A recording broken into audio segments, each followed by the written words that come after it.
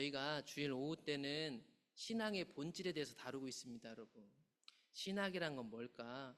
믿음이란 건 뭘까? 그러다 보니까 사실은 불편한 질문들이 계속 나와요. 그 불편한 질문들을 제가 좀 부드럽게 해보고 싶지만 불편한 질문은 아무리 부드럽게 해도 불편할 수밖에 없는 거예요. 제가 이 부분들을 다룰 때 저도 여기다 세우는 중이에요, 저를. 우리가 지금 오후에 다루기 시작한 건 이미 수요예배 때요 2년 동안 다 했어요. 여러분 시간 참 빠르죠? 제가요 우리 교회에서 담임 목회를 한 지 2년이 넘었어요, 여러분. 2년 동안 무슨 일이 일어났을까요? 여러분들은 어떻게 얼마만큼 무슨 변화와 어떤 생각들을 갖게 되셨습니까? 저도 나름대로 2년 동안 고민이 많아요. 어떤 분들은 목사님 너무 급해요. 젊어서 급한가 봐요. 너무 세요. 그럼 내일을 어떻게 알고 다음 주에 제가 여기서 똑같이 서서 설교할 수 있다는 것을 어떻게 보증하죠? 사람마다 다 다르겠지만 저라는 사람은 그렇습니다. 늘 오늘이 마지막인 것처럼 설교해야 된다는 생각을 가지고 하는 사람이라서요. 제가 좀 직설적일 수 있는데 죄송합니다. 좀 이해를 부탁드리고, 다만 목사를 보지 마세요. 제가 자주 말씀드리는데 목사에게서 은혜도 받지 마시고 시험도 들지 마세요. 저 목사로 여러분들이 저로 인해 시험 드는 부분이 있죠. 그거 있잖아요. 누군 또 그것 때문에 은혜 받는다고 제가 자주 말씀드리잖아요. 이거 속는 거라고. 저는 아무것도 아니니까요. 저 때문에 방해받지 마시고 설교 안에서 하나님이 나에게 하시는 질문에 한번 서보려는 자세만 있다면 아마 반드시 도움될 거예요. 제가 이런 당부 왜 드리냐면 이 십자가 복음 다루면 대부분 다 성도들이 그래. 어디 가서 다뤄도 거부감 있고 나 들으라고 하는 소리냐, 나 치냐, 뭐 별의별 소리 다 하고 너만 잘났냐, 뭐 이런 얘기 나온다고요. 이게 그런 부분을 다루는 거란 거예요. 그래서 미리 말씀드리니까 여러분 오해하지 마시고 여기서 하나님이 나에게 주시는 말씀만 받아가시면 되겠습니다. 오늘은 하나님 다림줄 살펴볼 건데 이따 제 그림으로 보여줄 텐데 한국에도 다림줄이 있어요. 철물점 같은 데 가면 지금은 안 팔지 모르는데 이게 다림줄. 이게 한국에 있는 다림줄이에요. 오늘 성경에 나온 다림줄은 아닌데 하나님이 아모스한테 야 다림줄을 내가 들고 딱 선다. 이제 공사 좀 다녀보신 분들 옛날에 이 다림줄 아실 거예요. 벽돌 쌓을 때 딱 해가지고 수평을 맞추는 거죠. 신앙에서 있어서 중요한 게 뭐냐면요, 분별력이에요. 분별력. 그럼 이 분별력이 왜 필요한가? 성경에는 하나님의 기준이 나와요. 그게 오늘 다림줄이라는 거예요. 성경이 하나님의 기준인데 이 기준을 분별해서 봐야 된다는 거예요. 그 부분 오늘 나눌 겁니다. 우리가 하나님이 주신 기준이 있는데 이 기준을 판별할 수 있는 영적 분별력을 상실하면요 하나님과 동행할 수가 없어요. 자기는 나는 하나님과 동행해 라고 말하고 계실지 모르겠지만 엉뚱한 길로 가실 수도 있어요. 이런 말이 불편하시겠지만 구약성경부터 신약성경까지 다들 내가 하나님의 자녀야 했는데 엉뚱한 길을 가는 사람들 얘기가 대부분입니다. 근데 우리는 대부분의 내용이 그건데 우리는 그걸 안 봐요. 이상한 거죠. 여러분 보시면 구약 이제 다 끝났어요. 이제 포로기로 돌아오면 내용이 짧아요. 금방 끝나요. 금방 끝나는데 보시면 결국 얘네 계속 똑같네. 하나님과 동행한다고 혼자 착각하고 계속 그러네. 우리하고 똑같은 거예요. 그래서 분별력이 필요한 거죠. 왜 하나님과 동행할 수 없냐면요 분명히 성경 공부도 하고 하나님의 길이 이렇다는 걸 머리로는 아는데 그것이 분별할 수 있는 능력을 상실하기 때문에 하나님의 길이 뭔지를 모르기 때문에요. 그래서 우리는 이제 구약 다 읽었다니까요, 여러분. 하나님의 심판이 임했으나 그러한 사실을 전혀 깨닫지 못한 하나님의 백성들의 이야기가 구약에도 있는데 사사시대도 있었고 이 남유다 멸망기 이사야 시대, 예레미야 시대, 뭐 북이스라엘도 그랬고 예수님 시대 때는 또 어땠어요? 서기관과 바리새인들이 있었고 예수님 올라가시고 교회가 세워졌더니 교회에 또다시 이런 율법주의자들이 또 생겼단 말이죠. 그렇다면 여러분 오늘날 우리가 신앙생활하는 데서도요 이런 자세, 이런 가치관, 이런 사람들 역할하는 마음들이 우리 안에 있을 수 있다는 거예요. 그걸 잘 살펴야 하지 않겠어요? 영적 분별력이 있으면 하나님의 의중, 하나님이 원하시는 바, 하나님의 기준에 똑바로 맞추어서 교회와 내 신앙을 볼 수 있어요. 오늘 우리가 읽은 아모스 선지서를 보면요 하나님이 원하시는 건 뭐냐면 내가 이렇게 하니까 좋더라, 내가 이렇게 하면 하나님 좋아하시겠지가 아니고 하나님이 딱 세우는 다림줄이 있는 거예요. 거기에 똑바로 맞춰졌을 때 그게 온전한 교회가 되는 것, 그게 하나님 의도란 말이에요. 그래서 구약에 나오는 하나님 백성들은 오늘날로 치면 교회 같은 거잖아요. 왜냐하면 믿는 공동체니까, 하나님 백성들이니까. 근데 오늘 본문에 보면 하나님이 아모스 선지자를 보내갖고 북쪽 이스라엘에 대해서 예언했어요. 북쪽 이스라엘. 이사야와 동시대 활동했던 사람인데 이 사람은 북쪽 이스라엘에 대해서 마지막 즈음에, 북쪽 이스라엘 멸망 즈음에 예언했던 사람인데, 하나님이 아모스한테 환상을 보여줬죠. 내게 보이신 것이 이러하다. 다림줄을 가지고 쌓은 담 곁에 주께서 손에 다림줄을 잡고 서셨더라. 하나님이 이 잘 쌓아진 담인데 거기 아까 보여준 다림줄을 갖고 섰대요. 이게 이스라엘 다림줄이래요.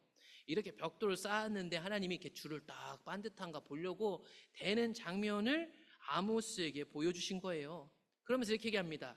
여호와께서 아모스에게 말씀하셨죠. 아모스야, 너 지금 무엇을 보느냐? 예, 이거 다림줄이잖아요. 주께서 말씀하셨어요. 내가 다림줄을 내 백성 이스라엘 가운데 두고 다시는 용서하지 아니하리라. 여러분, 그동안 우리는 교회에서 용서 얘기를 엄청 많이 들었는데 구약 성경을 나름 스토리 줄거리를 따라 다 읽어보시니까 어떠세요? 하나님은 계속 용서하는데 끝까지 용서받지 못할 자처럼 행동하는 하나님 백성을 만납니다. 이번에도 마찬가지죠. 하나님이 이들에게 하나님 기준을 내시겠대요. 이 다림줄을 가지고 하나님 백성을 한번 다 확인한 다음에 이게 삐뚤어졌으면 무너뜨리겠다는 얘기잖아요. 그렇죠? 용서하지 않겠다는 얘기예요. 그러니까 잘 생각해 보시면요, 하나님은 하나님이 말씀하신 기준을 가지고 자기 백성을 보십니다. 이걸 뭐하고 비교하냐면 다른 사람들이 나를 어떻게 본다, 이걸로 쟤네들이 니네 교회에서 너가 박수 받는구나, 너 괜찮구나, 하나님 이렇게 보시지 않는다는 얘기예요. 하나님은 하나님 기준에 합당한 사람을 옳게 보십니다. 많은 사람들이 동의하고 상식적으로 저 정도면 훌륭한 장로님이고 훌륭한 목사님이네, 이걸로 평가하지 않는다는 거. 종종 말씀드리지만 우리가 왕정시대를 봤는데 왕정시대를 보는 그 왕에 대한 평가를 보시면 하나님 보시기에 악했더라거든요. 그런데 그런 왕들이요 50년 이상씩 막 다스리잖아요. 여러분, 악한데 50년 다스렸다는 건 뭘까요? 백성들한테는 지지를 받았다는 거예요. 사람들이 만들어낸 신을 숭배하는 거, 금송아지 숭배하는 거요, 사람들한테는 다 인정도 받고요, 그 사람들이 볼 때는 와, 참 좋은 왕이다, 우리 잘 먹고 잘 살게 해주는 왕이네, 이렇게 보일 수 있었다는 거예요. 그런데 하나님 보실 때 어떻다고 우리는 읽었죠? 하나님 보시기에 악했더라. 마찬가지예요. 북쪽 이스라엘 향해서 하나님 아모스를 보내서 니네들이 아무리 난다긴다 왕이고 뭐 해도 하나님의 기준을 탁 대서 하나님 말씀에 어긋난 것들을 용서하지 않겠다라고 얘기하고 있습니다. 그래서 어떤 게 파괴되든가 그들이 만들어낸 하나님들을 철저하게 하나님이 파괴시키겠다. 이삭의 산당들이 황폐되며 이스라엘 성소들이 파괴될 것이고, 이거 보시면 이삭의 산당들은 이삭의 정신을 이어받아갖고 사람들이 이거를 종교화시켜가지고 아마 동네마다 산마다 나름 우상숭배적 신앙생활을 한 거예요. 나는 저기 아브라함의 아들 이삭을 따라야지. 혹은 이스라엘의 성소는 하나인데 보시면 이스라엘의 성소들이 파괴될 것이다. 이거를 한데 어우르는 게 뭐냐면 결국 여로보암의 집을 친다는 말로 되는 걸 보면 금송아지 신앙에서 파생된 가짜 신앙을 얘기하는 거잖아요. 그러니까 사람이 만들어낸 하나님. 여러분, 인정하고 싶지 않지만 오늘날 교회 다니는 사람들 중에 똑같은 예수님을 말하는데 자기가 만들어낸 예수님을 믿는 사람들이 파다합니다. 자기가 만들어낸 신앙생활을 하는 사람들이 파다하죠. 그런데 문제는 뭐냐면 그 사람들이 내가 천국 갈 거라고 철석같이 믿고 있다는 거예요. 그게 정말 무서운 일인데 그분들이, 여러분, 그분을 책망하거나 정죄하는 게 아니라 하나님 다름질이 이럽니다 라는 걸 보여줬다면 삐뚤어진 자기를 보고 돌아와야 되는데, 오늘날은 다 자기 소견에 대해서 신앙하는데 아이 괜찮아요, 하나님이 다 언젠가 때가 되면 될 거예요. 이게 교회 안에 많은 사람들을 지옥 가게 할 수도 있다. 하나님의 다림줄, 하나님의 기준을 올바로 보기 위해서는 여러분 분별력이 필요해요. 다림줄이라는 것을 가장 표면적으로 얘기하자면 성경에 나와 있는 하나님의 기준이죠. 성경에 나와 있는, 그게 성경이라고 볼 수도 있겠어요. 그래서 보통 성경 66권은 정경이라고 하는데, 이 정경이란 말이 무슨 뜻이냐면 자로 잰다 이런 뜻이 있어요. 그러니까 이게 하나님의 기준인 거예요. 그런데 그 기준을 온전히 내게 적용하려면 분별력이 필요한 거예요. 이 똑같은 성경을 읽는데 사람들이요, 적용하는 게 틀리잖아요. 그렇죠? 똑같은 성경을 보는데 신앙생활하는 형태가 열매적으로 모양이 다른 게 아니라 아주 근본적으로 다른 경우들이 너무 많잖아요. 그게 왜 그럴까요? 영적 분별력을 상실했기 때문이에요. 그래서 영적 분별력이란 건 뭘까요? 성경이나 하나님 기준을 볼 수 있는 보이지 않는 능력인데요, 이거는 하나님께로부터 오는 거예요. 성경에 게시되어 있지만 그것을 보고 깨닫기 위해서는 성령의 도우심이 필요하잖아요. 이거 동의 안 하시는 분 없죠? 이거 다 배웠잖아요, 옛날부터. 그러면 여러분들은 설교를 듣거나 혹은 성경을 보고 하나님 저에게 깨닫게 해주세요 라는 자세를 갖고 들으시나요? 읽으시나요? 아니면 저 본문 뭐지? 나름대로 결론을 갖고 계신가요? 이렇게 질문하기 시작하면 오늘날 우리가 너무 안일해 있구나라는 것을 보게 돼요. 게다가 여러분, 성경을 보고 깨닫기 위해서 성령이 필요한데 교회에서 성령 받는 것에 대해서 등한시하거나 말하지 않는다는 건 더 이상한 거예요. 아무리 설교를 많이 들으면 뭐예요? 성령 받고 깨닫게 해주셔야 한 구절을 읽어도 내 이야기가 되는데, 왜 성령 받는 거 회심했습니까? 물어보는 질문에 대해서 우린 불편할까요? 하나님 앞에서 불편할 거 없잖아요. 왜 숨기는 거예요? 세상에서는요, 숨길 수 있죠. 내 직장 생활에서 내 이해관계를 위해서. 근데요, 교회 와서는 숨길 필요 없어요. 하나님 앞에 드러나는 거예요. 실수할 수 있어요. 그러나 인정하는 거예요. 그게 교회 아니겠어요? 그래서요, 교회는 갈등도 있지만 눈물도 많은 곳이에요. 하나님이 은혜를 주시면 사람들이 깨닫고 후회하고 눈물로 용서를 구해요. 그러면 교회는 살아날 수 있어요. 그러므로 성령 받고 깨닫는 것들이 필요하겠습니다. 이사야가 활동하던 시기에요, 하나님은 이사야를 부르면서 사명을 주셨는데 그때 하신 말씀을 가지고 예수님이 자기 사역 때 인용하셨어요. 그게 마가복음 4장에 나오는데, 천국 비밀이죠. 하나님 나라의 비밀을 너희에게는 주었는데, 제자들을 말하는 겁니다. 하나님 나라 비밀을 제자들아 너희는 소유하였으나 외인에게는 모든 것을 비유로 한단다. 이는 그들로 보기는 보아도 알지 못하며 듣기는 들어도 깨닫지 못하게 하여 돌이켜 죄사함을 얻지 못하게 하려 함이라. 예수님은 이사야의 기록을 가져와서 비유를 사용하실 때 인용하셨어요. 비유를 통해서 하나님의 나라를 누군가는 깨닫고 누군가는 깨닫지 못하는 분별력에 대해서 이야기하고 있죠. 예수님 곁에 있었던 그들은 분별력을 가지고 이 비유를 깨달을 수 있었습니다. 그렇다면 오늘날도 분별력이라는 것은요, 내 지식이나 내 신앙 경륜이나 내 받은 은사가 아니에요. 하나님과의 가까움 속에서 그분께 듣는 거예요. 언제고 여러분, 하나님과 멀어지면 내가 그 깨닫던 말씀이 가려지는 수가 생길 수 있다. 과거에 하나님 말씀을 보고 그 말씀대로 사는 은혜를 경험했는데 이제는 똑같은 그 말씀으로 대충 무슨 뜻인지도 알고 감지는 하는데 전혀 엉뚱한 길로도 갈 수 있겠다. 오직 하나님 앞에서는 하나님이 제시하신 기준만 통하는데 그 기준이 결국에는 신약시대에 오면 예수님으로 완성되죠. 그래서 하나님 앞에서 통하는 건 뭐예요?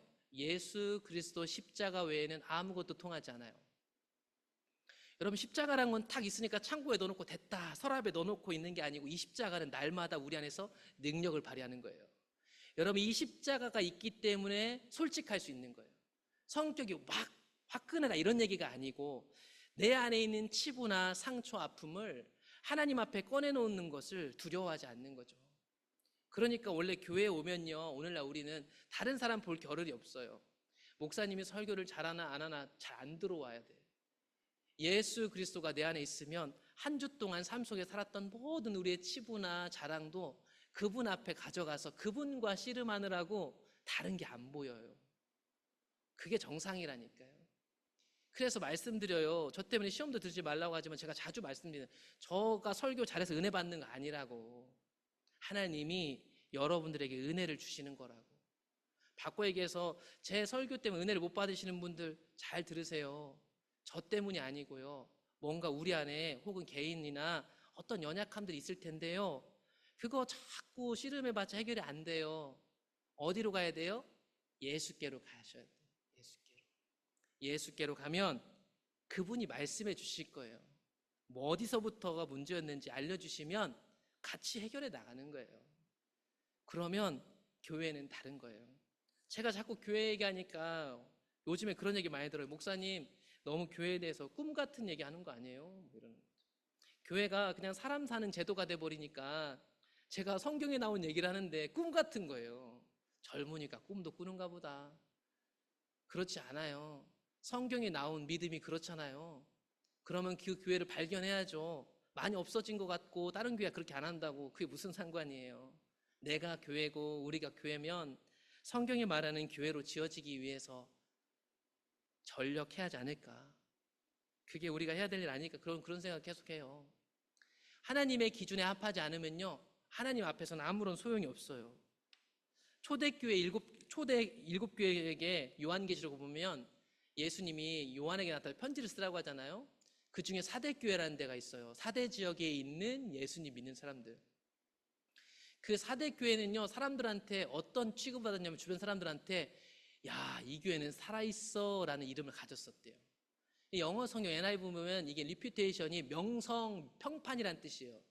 그러니까 사대교회는 그 당시 주변에 있는 사람이 사대에 사는 다 사람들은 와, 예수 믿는 사람들, 저 사람들 진짜 살아있어, 이런 평가를 받았단 말이에요. 그런데 예수님은 그들의 실상을 알고서 진짜 모습, 살았다 하는 평판을 듣고 있지만 사실은 죽은 것이다. 여러분들이 건강하다고 생각하는 교회들이 있을 거 아니에요. 저기 어디 교회 건강해. 사람들은 다 나름의 기준을 가지고 그 교회 평판을 얘기할 수 있죠. 그런데 그 평판보다 중요한 게 뭐예요? 하나님이 어떻게 보시느냐. 여러분, 이거 생각하면 외식할 수가 없어요. 외식하다가 올 시간을 왜 낭비해요? 하나님이 보시기에 반듯한 교회를 세우기 위해서 하나씩 하나씩 해낼 게 얼마나 많은데요. 외식할 시간이 없단 말이죠. 그런 교회에게 예수님이 편지를 쓴 이유는 그들을 망하게 하려는 게 아니었어요. 다시 살아나게 하려고. 그러니 이제 깨어나라, 일깨어라. 깨어나라. 그 남은 바 죽게 된 것을 굳건히 하라. 아직 안 죽었어요. 하나님이 교회를 보호하고 계시죠. 그러니 회개하래요. 회개하라고. 주님 도둑같이 오신대요. 하나님, 아직은 우리가 그러니까 다음 주 회개할게요. 우리 교회가 그동안 이렇게 했으니까 1년 뒤에 할게요. 천천히 할게요. 아니죠. 도둑같이 오신다는데 지금 당장 바로 살아나기 위해서 몸부림쳐야 되는 거예요. 이런 하나님의 다림줄. 근데 그 하나님의 다림줄 기준이요, 가리워질 수 있다. 우리에게 분명히 성경이 있고 설교도 들었고 여러분들 공부 많이 하셨잖아요. 나름의 신앙의 경륜과 신학적 지식이 있는데 이게 가리워질 수 있다는 것을 보여주는 신약의 인물들이 바리새인들 아니겠어요? 그래서 건건이 예수님하고 부딪힙니다. 건건이 부딪히죠. 마태복음 12장에 가보시면 예수님께서 안식일에 밀밭 사이로 가실 때 제자들이 배고파갖고 밀밭 이삭을 잘라서 먹었어요. 그것을 알게 된 바리새인들이 당신의 제자들이 안식일에는 하지 못할 일을 하는구려 얘기했어요. 이 말은 그 당시 상식이었어요. 왜냐하면 이들이 안식일에 일하지 말라라는 하나님 말씀을 가지고 이런 행위들을 일하는 것과 동일하게 전통화시켰기 때문이에요. 처음엔 은혜로 시켰죠. 사람들이 잘 모르니까, 안식일에 일하는 게 뭔지를 모르니까 이 연약한 백성들을 위해서 추수하는 행위는 안식하는 거 아니냐, 그러니 밀이삭 배고파도 안식일은 안 돼, 나름대로 규칙을 정해놓은 거예요. 그 규칙이 전통이 됐죠. 그게 이제 오랜 시간 지나니 하나님 말씀이 갖고 있는 본 의도보다는 그 행위 자체에 집착하기 시작했죠. 그런 그들에게 예수님이 쭉 가다 보면 12장 7절에서 이렇게 얘기를 해요. 나는 자비를 원하고 제사를 원하지 않는다. 하나님은 어떤 분이에요? 자비로운 분이신 거죠.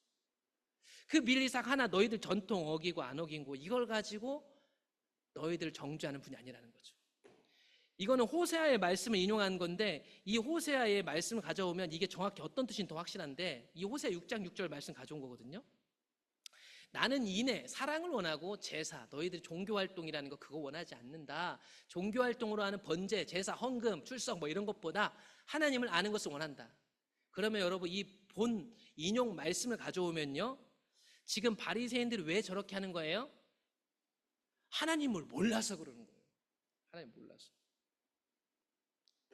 여러분, 이들은 성경을 가지고 있었고 성경을 암송하는 사람이고요. 그 당시 책이 많지 않으니까 성경을 계속 필사해서 후손들에게 전달하는 신학자들이에요. 그런데 그 사람들이 하나님을 모르고 미리싹 비벼먹은 걸 가지고 얘기했단 말이죠. 이것뿐이에요? 뭐 예수님 여러 가지 있잖아요. 여러분, 무섭지 않으세요? 목사인 제가 여러분보다 하나님을 모를 수 있습니다. 하나님을 안다고 생각하고 이런 설교를 해도 제가 하나님을 모를 수 있습니다. 그랬던 그들이 결국 예수님의 십자가에 못 박은 거죠. 그러니까 이런 이야기들이 오늘날 우리의 이야기가 될 수도 있다라는 거. 그러니까 가끔 교회에서 우리가 어떤 의견 차이가 나면 과거의 전통도 가져오고 어떤 사람은 성경적으로 이게 옳지 않냐 가져오고 하잖아요. 이런 것들이 사실은 되게 무용지물인 게 뭐냐면 하나님과의 기도를 통해서 그분과 가깝지 않은 가운데 나름대로 내가 주장하는 것을 가져오기 위해서 신학을 가져오고 성경을 가져오고 전통이나 사람들 의견을 가져오는 게요, 결국 싸움을 만들어요. 교회 안에서는 사람들이 모인 데는 다 그렇잖아요. 의견 차이가 있잖아요. 근데 교회는 비슷하게 사람이 모였지만 달라요. 왜냐하면 머리가 예수님이니까. 그래서 여러분들 다 생각이 다르죠? 저하고도 다 다르잖아요. 그런데 이 생각이 다른 것을 어디를 통과해서 하냐면 하나님 안에서 통과해서 오셔야 되는 거예요. 하나님이 말씀하지 않으면 하지 않는 거예요. 하나님이 이를 원하지 않으면 내가 아무리 합당하다 해도 밀어붙이지 않는 거예요. 그런데 이런 일들이 눈에 가려지니까 오늘날 교회에 다툼이 자꾸 일어나는 거예요. 이런 다툼이 해결되지 않고 교회가 쪼개지고 이런 일들은요, 은혜와 영광이 거친 증거잖아요. 사실은 그렇잖아요. 그런데 잘라지고 나면 사람들은 다 그래도 살아야겠기에 하나가 교회가 두 개 됐네, 이제 이런 말도 못할 정도로 교회들이 다 망가져가고 있어요. 거기서 서로 말씀을 가지고 저 사람들이 나빴네, 내가 나빴네 하지만 그거는 중요하지 않다니까 둘 다 나쁜 거예요. 제가 양비론을 말씀드리는 게 아니에요. 이렇게 시작하면 누군가가 성경 구절을 가져와서 누구를 쫓아내거나 누구를 심판하면 자기들이 옳았던 게 되니까 싸움이 더 커지는 거예요. 싸움이 다 끝나고 나면 어때요? 얼마나 허무한지, 내가 잘못했더라, 그때서 얘기하시더라고요. 제가 싸움하는 교회를 좀 잘 알아요. 여러분 죄송한데 여러분도 잘 안다고 생각했지만 저는 그런 교회에서 목사로 해결하는 걸 좀 해봤고요. 그러다 보니까 그 해결한 것 때문에 저한테 문의해오는 사람들이 의외로 많아요. 제가 어리지만 죄송한데. 교회 싸움 현상들을 잘 보면서 결국엔 다 이런 구도인 거예요. 이런 구도. 하나님 앞에 서면 회개하고 포기합니다. 누군가가 하나 포기하면 결코 교회는 싸움이 되지 않습니다. 그러니까 우리가 먼저 해야 될 건 뭘까요? 하나님과 가까워지는 거예요. 그래야 분별력이 생겨요. 안 그러면 여러분 싸움에 휘말린답니다. 싸움에 휘말려요. 그러면 내 영혼이 상하는 거예요. 나중에 후회해봤자 늦어요. 마태복음 12장에 보면 이렇게 하나님을 모르는 바리새인 그리고 그들과 함께해서 서기관들은요, 누구보다 성경을 잘 알고 있었어요. 그래서 서기관 중 한 사람이 예수님한테 와서 묻죠. 예수님, 당신 대답 참 잘하네. 성경에서 제일 중요한 게 뭡니까? 제일 중요한 계명이 뭐예요? 물어보죠. 시험하려고 물어본 거죠. 테스트한 거죠. 내 마음과 목숨과 뜻을 다해서 하나님을 사랑해라. 그리고 둘째도 똑같이 마음과 목숨과 뜻을 다해서 이웃을 너처럼 사랑해라. 그러니까요, 이웃을 너처럼 사랑하라는 하나님 말씀이 온전히 그 사람 안에 새겨졌다면 아까 미리싹 비벼먹는 그 사람들한테 죄졌다, 안식일 범한다 얘기 못했을 거 아니에요. 그러니까 누구보다 하나님 말씀을 핵심적이게 잘 알았단 말이죠. 근데 그들이 하나님을 몰랐다.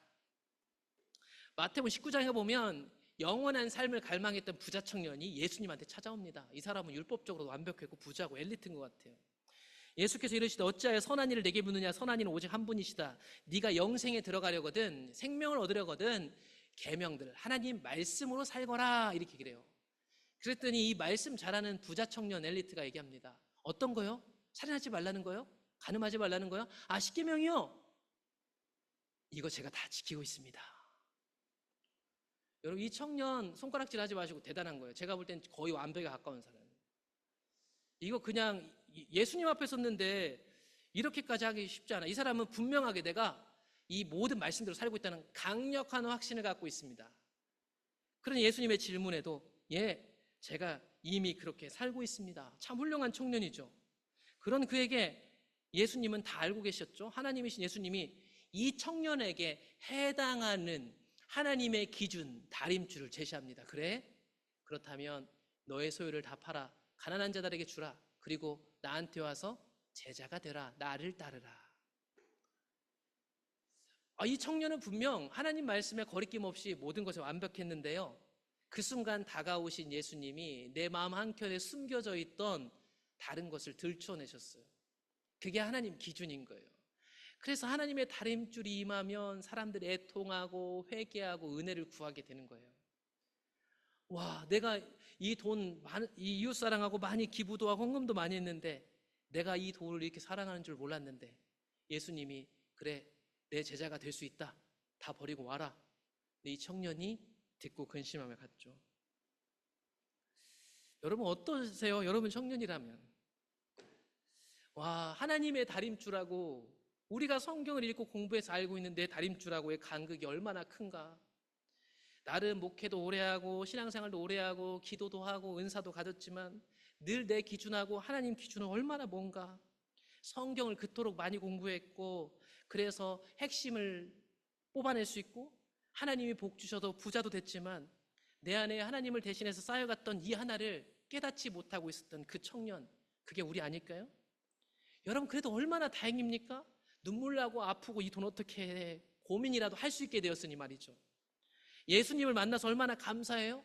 내가 당연히 천국 가겠지. 나는 말씀으로 사는데 모르고 죽을 길로 갔었던 이 청년이 예수님의 질문 때문에 최소한 이 사람은 근심하며 돌아갈 수 있었어요. 여러분 이게 소망이 아닐까요?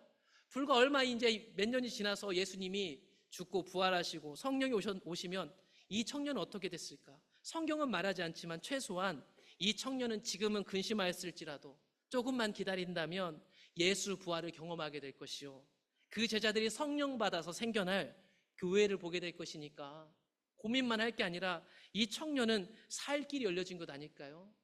회개라는 건 그런 겁니다. 여러분 인정한다는 건 그거예요. 자존심을 내려놓는다는 것은 하나님의 기준이 내게 됐을 때 엎드리는 자세가 있는 거예요. 예수님 시대의 경건한 유대인들은 모두 성경을 통해서 하나님 사랑과 이웃 사랑을 알았습니다.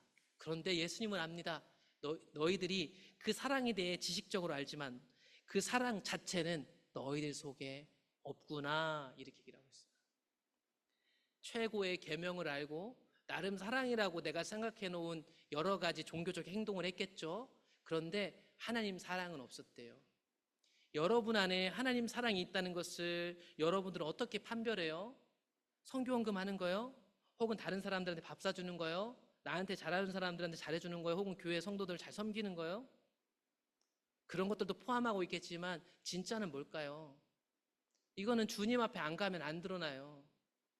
그러니까 하나님 사랑 얘기하면 아마 속으로 이렇게 생각해요. 너나 하나님 사랑해라, 너나 이웃 사랑해라 이럴 거예요.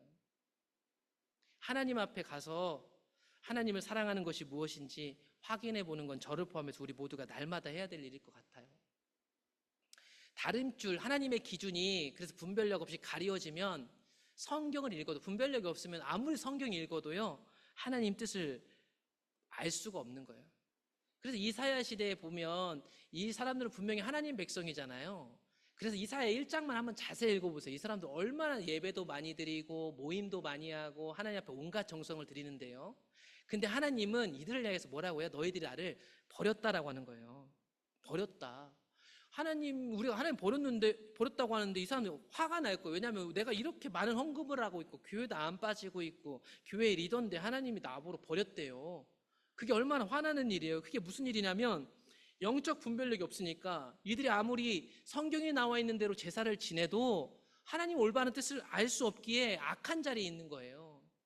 그래서 이사야 1장 10절에 가면 심지어 그 백성들은 하나님 백성인데 하나님이 이사야를 통해서 이렇게 불러요. 소돔 백성들, 고모라 백성들. 만약에 여러분 이사야가 여기 와가지고 여러분 소돔 관원들이래요 하나님이 고모라 백성들이 하면 화냈을 거예요. 왜냐하면 이들은 창세기에 나오는 소돔과 고모라가 어떻게 됐는지 잘 알고 있기 때문이에요. 오늘날 교회 다니고 있는 여기 있는 성도들에게 오후 예배까지 더워서 왔는데 여러분, 하나님 여러분들 지옥 백성이래요. 돌 던지겠죠. 이게 이사야 시대 때 하나님 이사야에게 한 거였어요. 이들이 왜 이렇게 이 부분에 대해서 만약에 그렇게 해서 화냈을 거냐? 11절부터 나오죠. 이 사람들은 무수한 재물을 드렸다니까요. 여러분들 헌금을 얼마나 드린지 모르겠지만 이사야 시대 때 이 사람들은 헌금을 우리가 드린 것보다 훨씬 많이 드렸어요. 훨씬. 그런데 하나님이 그들이 하나님 모른다고 얘기하고 있어요. 그런 가운데 무언가를 가져오고 봉사를 하고 활동을 하는 것이 어떤 거예요? 오히려 화를 쌓는 거예요. 그래서 하나님 찾는 것부터 먼저 하셔야 돼.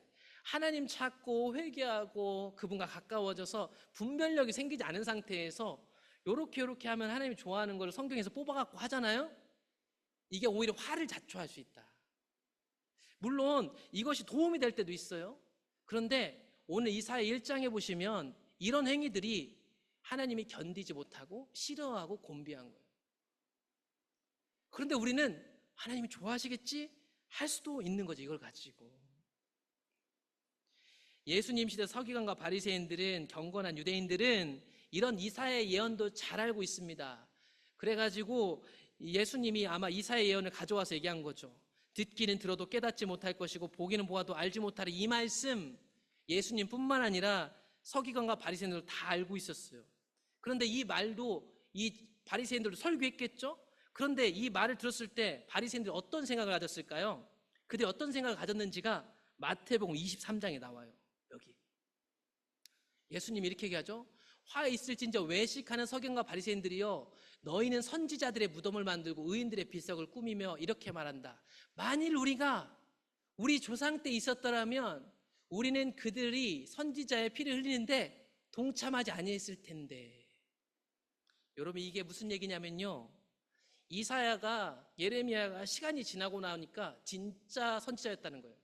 그 당시에는 사람들이 죽이고 핍박하고 가짜 선지자라고 했던 그가 나중에 지나고 나니까 진짜 선지자여가지고 구약 성경에 들어간 거예요. 그걸 가지고 이 사람들이 알게 된 바리새인들이, 후세들이 설교를 하면서 이렇게 얘기하는 거죠. 아, 저 악한 남유다 북이스라엘 백성들, 하나님이 보낸 선지자를 죽였다. 그러면서 우리가 그때 있었더라면 우리는 그렇게 하지 않았을 텐데. 그런데 예수님이 얘기합니다. 아니, 너희는 지금 하나님의 아들 예수까지 죽이려고 하니 너희가 그 자손이 분명하구나, 스스로 증명하고 있구나 라고 얘기하고 있습니다. 나중에 이런 얘기가 통할까요? 하나님, 그때 제가 몰랐어요. 통할까요? 안 통하죠. 영적으로 보지 못하는 것이 하나님 앞에 정당화되지 못합니다. 하나님, 제가 교회는 다녔지만 분별력이 없고 기도도 않고 하나님을 알지 못해서 몰랐는데 어떻게 하죠? 그래, 넌 불쌍하니까 좀 봐주겠다. 이게 통할까요? 제가 자주 인용하는 말씀인데요, 누가복음 16장에 보면 지옥에 간 부자와 천국에 간 나사로 이야기가 나오죠. 지옥에 간 부자는 이제 기회가 없어요. 기회가 없는 자기한테는 기회가 하나도 없고 마지막 그 사람 소원이 있어요. 그건 뭐냐면 내가 사랑하는 가족들, 아직 기회가 있는 저 사람들. 그래서 천국에 있는 아브라함이 부탁하죠. 내 형제 5이 저 땅에 있는데 걔네들도 나랑 똑같이 살고 있어요. 여기 오면 안 될 것 같아. 저는 어차피 못 간다면서요. 걔네들한테 제발 여기 오지 않게 해주세요. 아브라함이 말합니다. 걔네들에게 성경이 다 있어. 모세와 선지자라는 건 뭐냐? 구약 성경이에요. 그들에게 구약 성경이 있고 구약 성경을 가르쳐주는 설교자들도 그렇게 많지 않니? 성경 공부가 그렇게 많고 교회 활동이 그렇게 많지. 거기서 들을 거야. 부자가 생각합니다. 아니, 저는 거기서 저도 그랬는데 안 들었는데요. 죽은 사람이 부활해서 가면 들을 거예요. 회개할 거예요. 이거는 그냥 부자의 생각이에요. 이건 부자 자기의 착각이에요. 착각. 아브라함이 얘기합니다. 성경을 듣고도 듣지 않았으면 부활한 사람이 가도 안 믿어. 회개하지 못해. 부활한 사람이 가면 있나? 얘 세례도 한번 받고 할 수 있겠지만 구원 얻는 믿음으로 가진 않을 거다. 그런 얘기 아닐까요? 오늘날 우리에게 얼마나 많은 설교가 있으세요?